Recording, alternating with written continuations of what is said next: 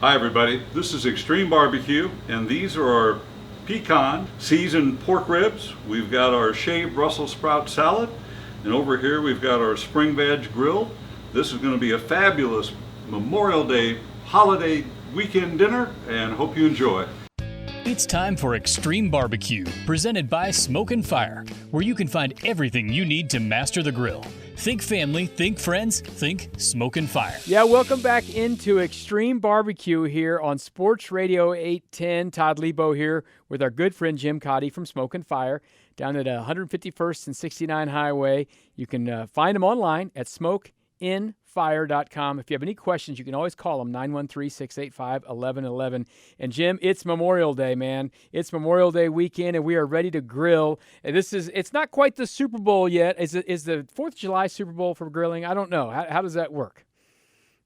It could go a couple of ways on that, but yeah, the good news with Memorial Day weekend, it's a chance to honor those who have come before us and served and get together with family and friends, and this is our first outing. So after post-COVID lockdown, it's going to be a fun weekend to go out and have some fun. Now, you guys have been open for business, responsibly open, for a couple of weeks. It's going well, and Chef will be in the shop on Saturday. So if you have any questions about what we're talking about here on the video, you can ask Chef. We're not serving food down at the store yet. We'll hopefully get to that, but we've got a nice menu here. Healthy enough. We've got some vegetables, but we're going to end this up with some ribs. Let's start off with a salad. Now, I'll tell you this. I was watching Leave It to Beaver last week, okay? Don't ask me why, but it was on. And I always loved this episode when I was a kid of when he did not want to eat Brussels sprouts. And I was probably that kid. But you've got a Brussels sprout salad. I like Brussels sprouts now. You've got a fun Brussels sprout salad. How's this go? We're going to watch through it. It's real simple. I've got a couple of raw Brussels sprouts just that you can kind of see what they are. When you get them, they'll be in varying degrees of finish, if you will. So what we're going to do is prep. And what you start with is take the base off. And we're doing two things with that. We're getting rid of the dry stem, and all the old leaves peel and fall off. And then you just check it and make sure that one's kind of dried out. I've got a nice clean Brussels sprout, so he goes back in the pile. We're going to go through all of our Brussels sprouts and do that same procedure. And in essence, what we've done is get them prepped. The second step is pretty simple. We're doing a blanch process, and blanching locks the color. It par cooks it so that you're getting that tenderness halfway there, and it just gets everything ready. And what I have here, the blanching procedure, we're taking a pot full of water. We kind of measure our Brussels sprouts, put them in and cover them with water, pull the Brussels sprouts back out, same way you would if you're doing deep fried turkey. You're measuring everything correctly. And then we're going to take our veggie roaster, their Manchego roast garlic seasoning, and we're going to take, these have 3 packets in it. We're going to do 1 packet and dump that into the water, bring it to a rolling boil, and that's going to get everything prepped to where we've got our flavor. Then when we dump in our Brussels sprouts, they do this. They turn a brilliant green, they start the par cook process, and that flavor from the seasoning gets absorbed. That gets everything ready. Then we set those aside, we let them cool, and then we get ready to season them. And what we're going to do for the seasoning, you're going to take them and put them into your pot, and you're going to add just a little bit of grapeseed oil, which has disappeared. Here we go. And the sprayers just make life easy to get the oil right where you want it, not too much, not too little. We're going to add just a good dust of our seasoning, and then we're going to toss them. And a good round bowl makes it awful easy. So now you can toss them around, you get that distributed. And Ben, if you'll get a close up here, what you've got is your seasoned Brussels sprout. That's going to go now onto either the griddle or to your wok. Today we're going to use a wok. And so this is a grill wok that allows us to flip and toss and turn. We're going to set it over our fire, and we're going to get it hot. I'm going to leave that in there right now for the moment. And once that's hot, we're going to do a high heat sear. The high heat sear gives us this. And Ben, if you'll give us another close up. So what we've got is a nice char on the outside. They're starting to cook, but they're still al dente. They're not overcooked. The next step is shaving them. And again, we're doing all this before we get to the actual cook time. Let me get the right blade here. There we go. I like a Santoku because it both lets me slice and it also does a good job of chopping. And so what we're going to do is start at the top, at the leaf end, and we're going to make very tight 1/8, 3/16 slices. And we're just going down through and getting that Brussels sprout opened up. Then we're going to come back and we're going to do 2 quick cuts across the grain, and that just breaks that up. We're going to go through all of our Brussels sprouts and shave them just like this.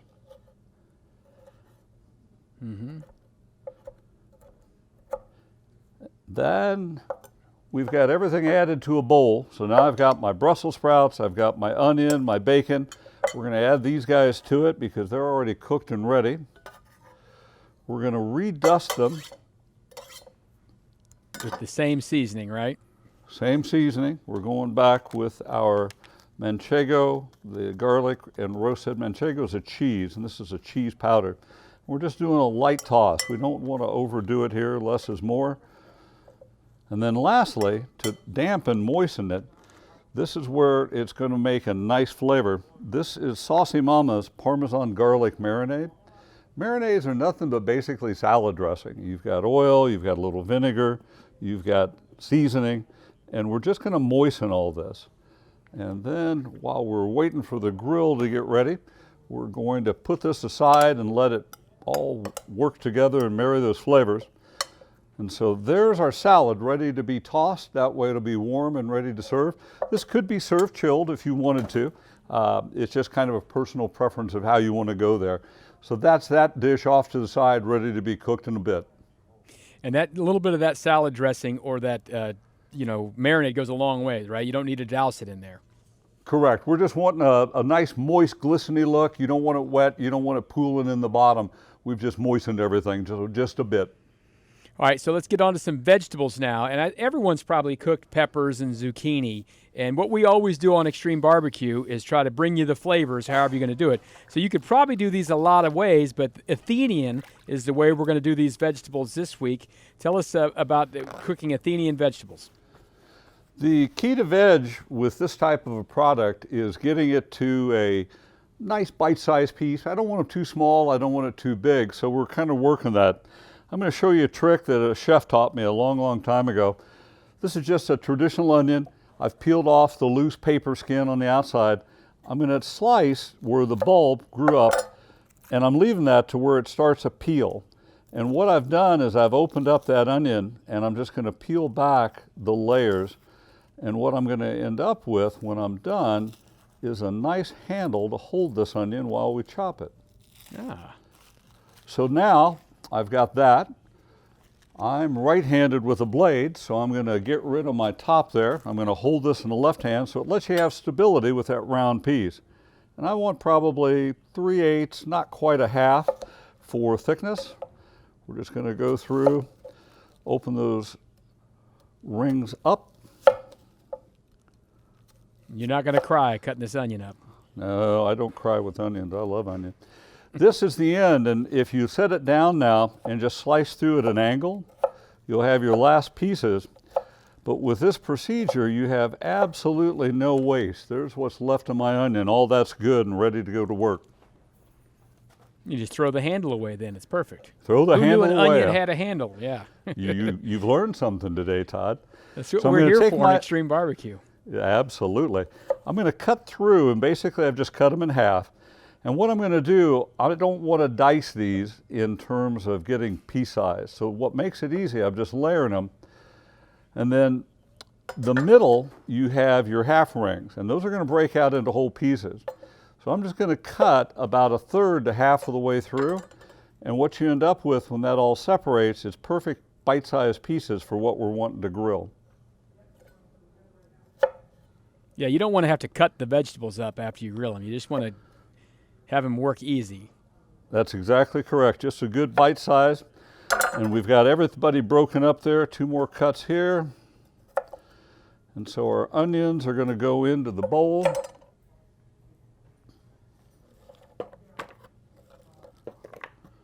And as you kind of handle those, you can squeeze them a little bit, and that breaks them all up.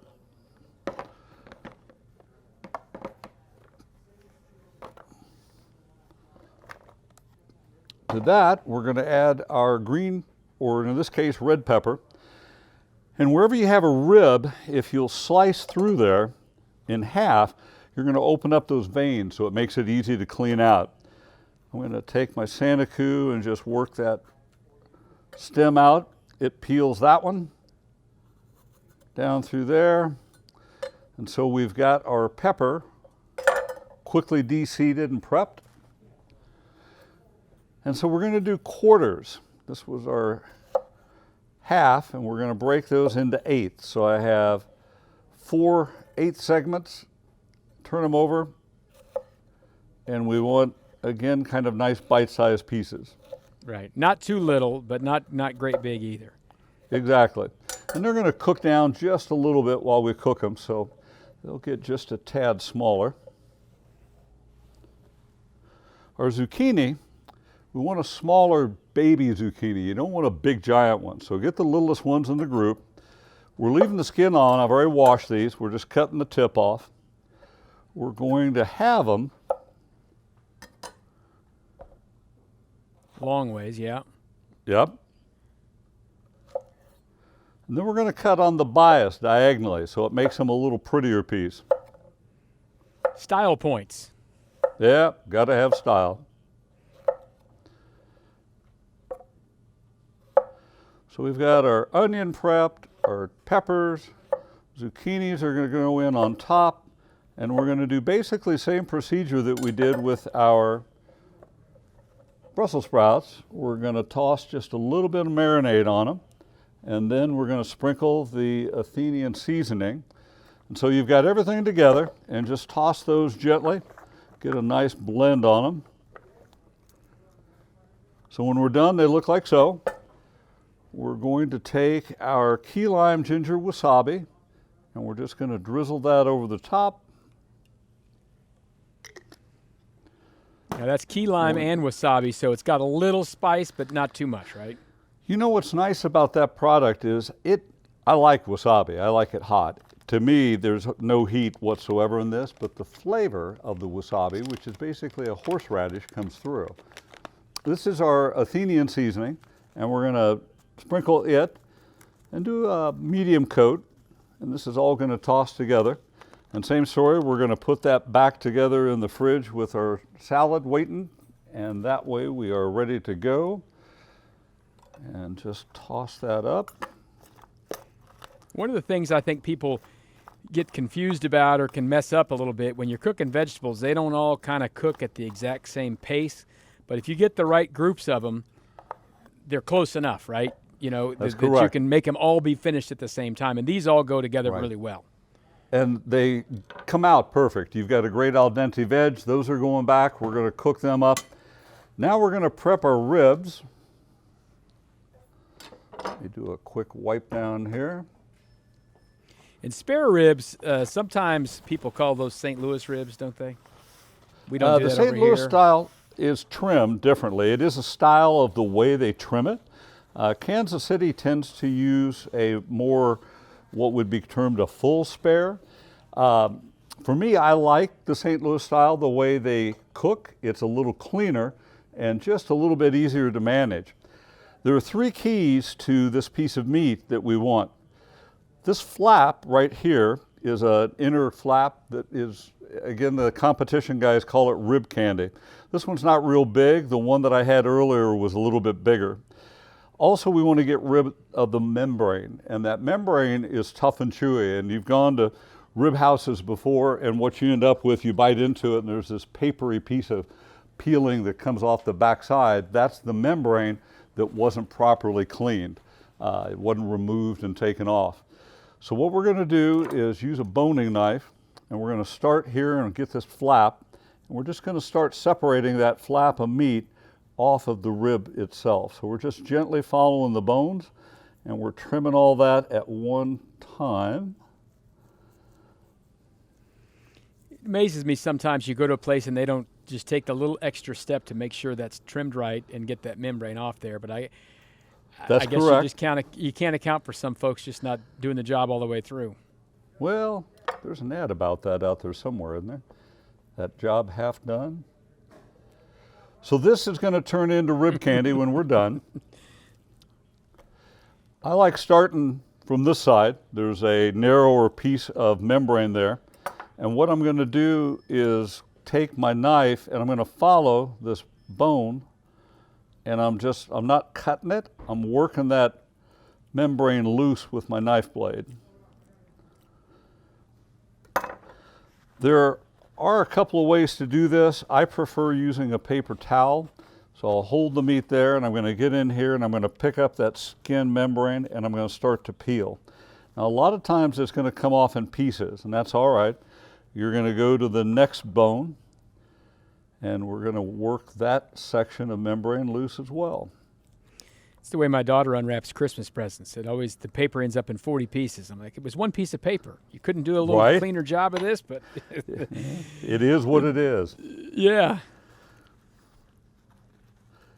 And typically once we get a little further, so we've got a fair amount that time. Is there a best temperature to do that at? I mean, colder, or get it to room temp to peel it off? Does it matter? I think cool. For me, I do it right out of the refrigerator. That way it's ready to be rubbed down and everything's happy. The closer you get to the middle is where you start getting enough membrane that you can actually get a hold of it and it will pull. And that's the whole goal, getting that thing to come off.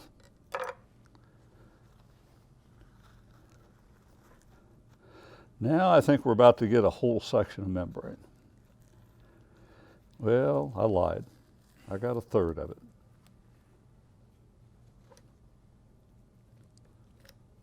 But we are gaining. Right. Well, that's the point. It's maybe not the easiest job in the world, but it makes the food better at the end and more pleasurable to eat. So you might as well do it now instead of doing it later. Yeah. And I know we've talked a little bit about, availability of product. And it seems like there was a little scare a few weeks ago about some products being available. It didn't look like we've had a real issue in Kansas City with the kind of things we like to eat here. Well, we're in the Midwest, and most of what we eat is processed near, and I think that is helping our basic. Here we go. Well, yeah, almost. Exactly. We're down to that last little tidbit. But yeah, it's not as dire as some people on the coast are going to be experiencing. Now, seafood could be another story. Okay, so what we've got here, we've got our rib, we've got the fat, and all that's going to render out better, and that's what we're after. We're going to trim excess fat off. We're using the Xtreme smoker. Pellet smokers are like the Xtreme. They're a hydrating cooker. They don't really dehydrate the meat. We're also going to be spritzing this throughout the cook process. More candy. With a cherry juice. Our Cherry Delight that we come back to regularly. That's candy to me, Jim. You know that. That product is just wonderful. A little bit of fat here that we're just going to trim, get that up.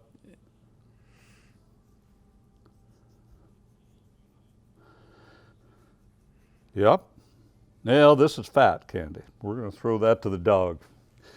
Yeah, Todd, you and I come from that same cut. And now we have our rib ready to season. And today we're using John Henry's Pecan Seasoning, which is sweet, but it's nutty with that wonderful pecan flavor. Pecan will give you a little bit of bite, and what you end up with is a flavor that is just much to die easier for. And makes it an even We're going to coat wet it when you with use our the sprayer. Cherry No matter what Delight you're putting cherry on, juice. It's great.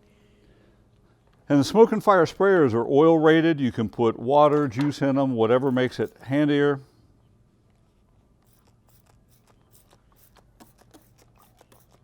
So that's just 100% cherry juice is what that is. That's correct, and you're not wasting product, so it just keeps it from being a mess and puts it right where you want it. Then we're just going to wipe that around a little bit. With that in place, I'm going to wash one more time. It's what they call tart cherry juice, and the whole key to the tart, it adds a little more flavor for what we're trying to do. The idea is back to those marrying of flavors. And with this layer, we want just a really nice coat. And how long do you let little bit of the dry ribs on sit top with the as you the go juice along. on it and then the We're not rub on it trying to before you put them overcoat, on but the we grill want a or the full smoker? coat. And that cherry juice is hydrating it, and it's starting to pull that rub down into the surface. Mm-hmm.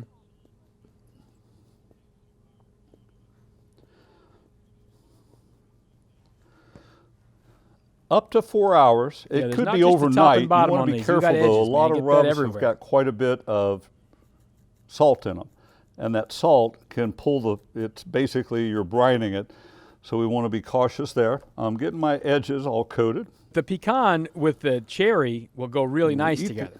Oh, it's a great combination of flavor. So there's our slab. We've got everything set.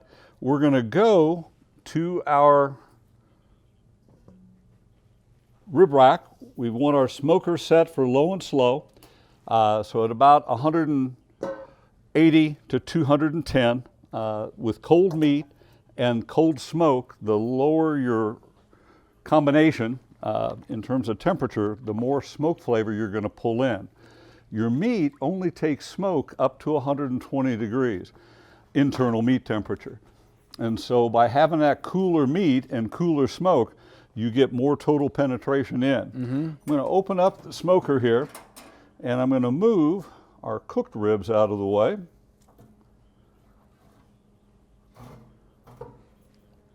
And our ribs are going to go in with the thicker part up. They're going to sit just like so.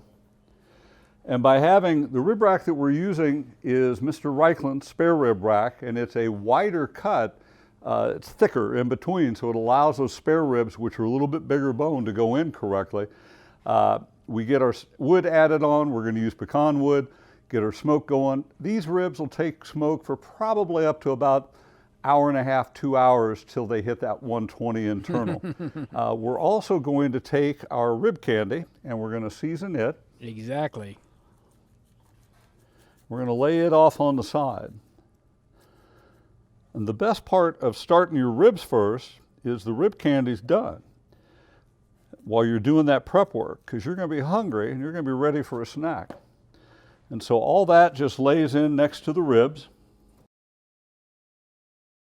And to not cross-contaminate, we get rid of our wet meat board and we go on to a clean board.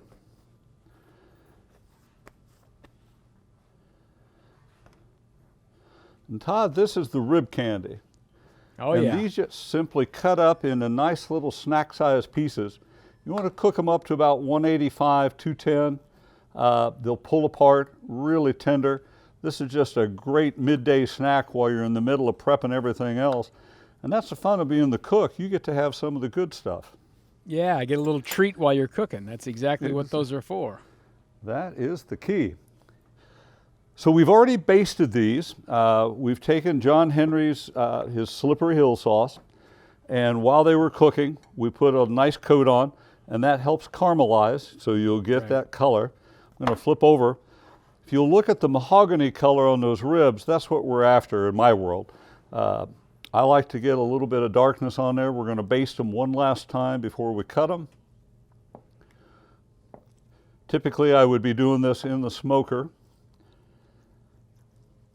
Right. And Now, when you cut these up, are you going to cut them one, or are you going to cut pairs for everyone? How are you going to do it? I do them bone at a time. One bone at a time. And so I don't want, ribs are a wonderful product, but they're also a lot of work for a little bit of meat. So I want people to enjoy them. Exactly. And the way I cut my ribs is stand them up and start at a bone. And I just work that in and I go down through. So I'm following that bone. I go to the next bone, follow that through. So I've got a nice meaty chunk of rib. So everybody's getting the same amount of meat. Yeah, there's no reason to try to cut right in the middle and have meat on both sides. Just cut right on the bone, and you've got all of it on the other side. Makes it That's easier. correct. And a little nibbling to pull off on that one side where the bone is, because there's just a little bit of meat left there, even when I cut it. And then we're going to go get our rib platter. We're going to set that up and make for a beautiful presentation. Yeah, the cook time on those vegetables won't take very much time at all. Just got to make sure you kind of get them al dente, but you don't want to overcook them. The worst thing about vegetables is if you sit there and cook them for 20 minutes and then they turn out to, you cook all the flavor out of them, and then you've got yourself something that the flavor's all gone from. So you want to make sure that you don't cook them for too awful long. We've just got a flash sear on them. They're smoking hot, ready to serve. We're going to do the same thing with our chopped veggies with our spring blend. And again, we're just getting a bark sear on that.